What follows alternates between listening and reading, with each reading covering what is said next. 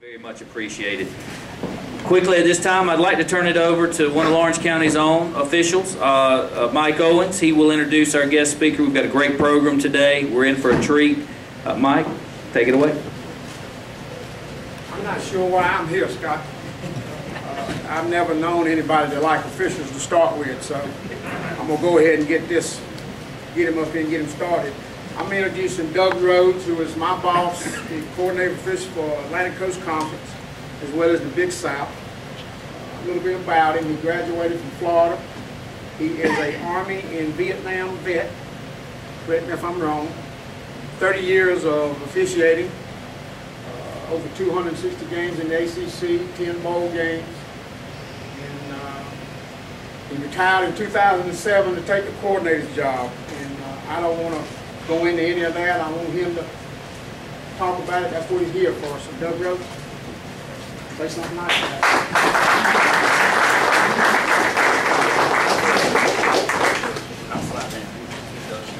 That's good. Thank you. Thank you, Mike.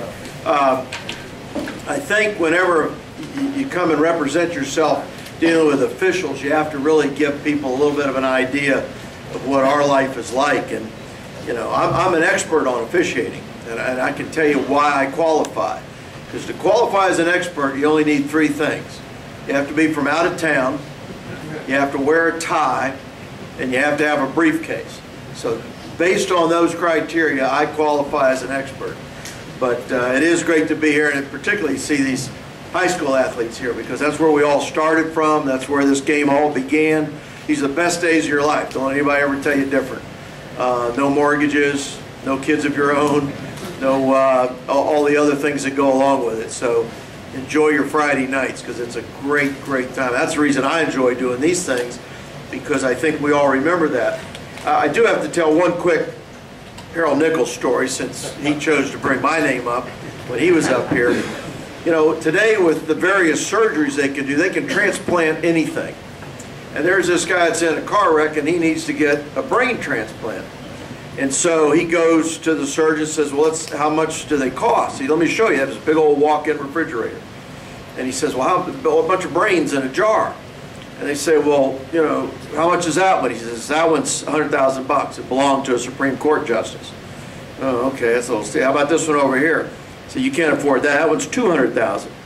Who'd that belong to? Belonged to an astronaut. Wow. Next one down there, $300,000. Who'd that belong to? He says, a famous physician, one of the most premier doctors in the country. He says, how about this down here on this bottom row, this fourth? He says, that's not even anywhere in your league. And he says, why is that? He says, this belonged to a football coach. And he said, how much is that? He said, that was $550,000. He says, I don't understand these others, the price. How come that was so much? This thing's like new. It's never been used. So having opened with that, Harold, no, it's great to be here. I've got a little video we'll show. We should have some time to do that. But let me talk to you a little bit first about, in my view, the state of the union of college football. And Mike forgot to mention, I also spent 26 years as an FBI agent. That was my real career was doing that. I don't find that much of a difference between being in the FBI and officiating, frankly. But in looking back at the game, I grew up in South Florida. I grew up in Miami, and football was huge. And this is before the Dolphins started down there. High school football, and of course we only had the three big teams in the state. We had Miami, we had Florida State, we had Florida. I ended up going to Florida. But to show you where football is today, last year, and this is just a little microcosm of how important and how popular it is in our country today. There were 34 bowl games last year. And the 33rd bowl game to be played was the GoDaddy.com Bowl, played in Mobile, Alabama, the night before the national championship game. And it was played with Northern Illinois playing Arkansas State. So picture this, an Illinois team playing an Arkansas team in the 33rd bowl after you've already had 32 of them, and it's played in Mobile, Alabama. There was more viewership watching that game than there is in any ACC basketball game, except when North Carolina and Duke play. So to show you the popularity, that late in the season, that's how TV, that's how popularity how these things really do affect our game. And we've undergone numerous changes in the game. For example, now I spent 30 years as a back judge in the ACC. When I came in, we only had 8 teams. We now have 14. And with the agreement with Notre Dame coming in as a part of that package, we're going to have a total of 15 teams. So you think of the dynamic from 8 to 14. Who would have thought that Syracuse playing Boston College is an ACC game? But it is. And by the same token, that not only has the conference, we used to have 1 TV game a week. 1 game a week on TV. This year, for the second consecutive year, every single ACC contest is televised. Every one of our 83 games played this year is on TV. A whole different picture than what it used to be like. Officials, we used to work with 4 officials in high school, then we went to 5 in college, then we went to 6, and then eventually went to 7. The NFL's looking at 8. Coach Nichols and I were talking about that this morning, about the idea of adding an 8th official. It's interesting, Lou Holtz, who's a funny guy, is a character, and of course coached down here in Columbia at one time in his career, but Coach Holtz was up in Charlottesville a week ago Monday. Gene Corrigan sponsors a golf tournament to raise money for some of the sports activities up there, and he had Lou come back because when Gene was the AD at Notre Dame, Lou was his coach there. And Lou chaired the NCAA committee when we expanded to 7 officials from 6. And so at the press conference after the Rules Committee meeting and the American Football Coaches Association meeting, they came up with, we're going to add this 7th official. Then they asked Lou, he said, what are you going to call him? And Lou, right off the cuff, like he always said, call him an SOB like the other 6. You know, so being in that role of being that designated SOB, being an official alone, but we've progressed with these numbers from 4 to 5 to 6 to 7 and maybe even 8. A lot of changes that have taken place in the game also relate to the actual rules, and there's been a major emphasis, and I think the federated rules in high school have gotten out in front of this a little bit over the years, and the NFL maybe a little bit more so now, but the issues of player safety and the issues of concussion and the other injuries that go with the game. It's a violent game, it's a physical game, the speed of players, the size of players, and the impact, the collisions that go with it.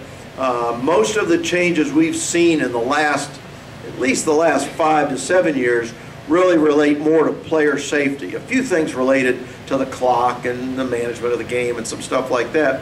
And I'll show you some here on the video. But the most recent emphasis are a couple things. And I'll just talk about these for a minute about the change in the game.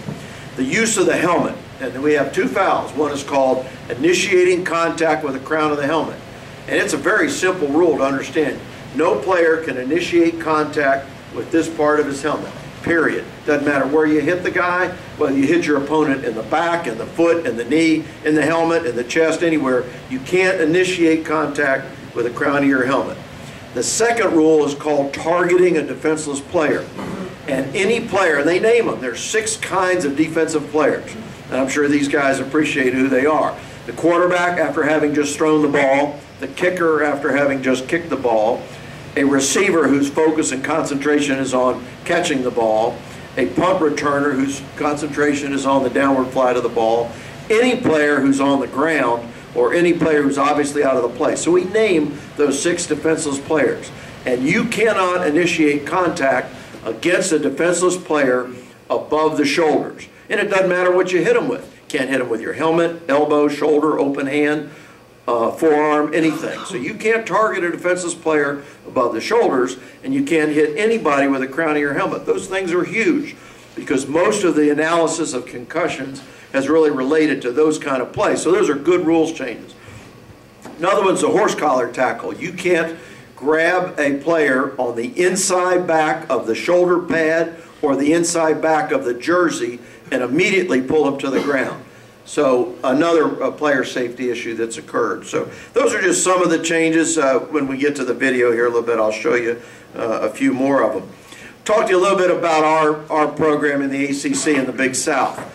I manage a group of 10 crews, 10 7-man crews, and then I have an additional 4 or 5 officials that I use as alternates that I can move around. And the reason for that is, in addition to now the 14 ACC schools and next year Notre Dame, I also assigned for Army and Navy and the Big South Conference. So this gives us about 25 schools that we'll provide officials for. In doing that, these crews that are designed, I also have a separate staff of about 35 supplemental officials. And these are younger, newer guys who, why they want to be official, I don't know, but they want to.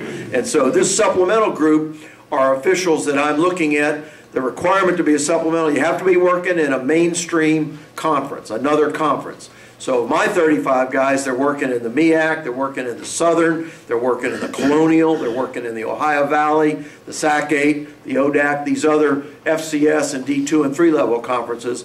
And I then bring them into, they attend the ACC clinics, they have access to my training videos every week on the internet, they attend our clinic, and I can integrate them, 2 of them, into each Big South game and occasionally Army and Navy games. So they're working with 5 other veteran varsity officials, and this is how we prepare guys to move in and replace those officials that retire or get dropped. So as a result, with that kind of turnover, we're building for the future, and I have a succession plan. These 10 crews that work, and I'll show you real quick who these crew positions are, but in this crew, I will do the assignments. It's real tough in the first 6 weeks because everybody's playing out of conference.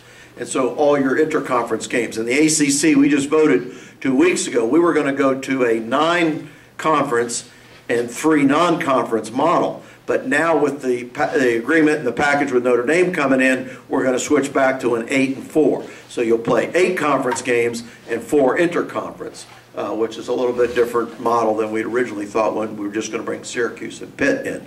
So with that in mind, when I make these assignments early in the year, most people are playing most of their interconference or out-of-conference games in the month of September and early October. So we have a lot more games. We get to last week, we had this week coming up, week 8, is the first week of the season. We have every ACC team playing another ACC team. Just as Harold in the Big South, you reach the point in the latter part of the season where conference versus conference. So you have fewer games because you're playing each other.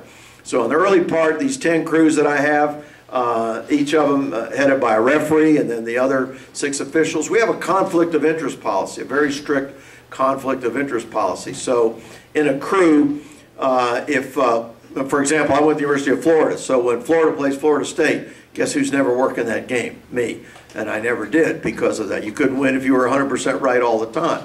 So if you attended the school as an undergraduate, if you played for a coach who's on that staff, if you have any direct business relationship with the school, if you have a family member who's an employee of that school, or any other item that could give any perception of a conflict of interest, you can't work the game. So on a particular game, the crew I was on, our umpire, played at Virginia Tech. So if we did a Virginia Tech game, you'd swap him out. And I do that today. I'll swap guys out to make sure we don't have a conflict of interest.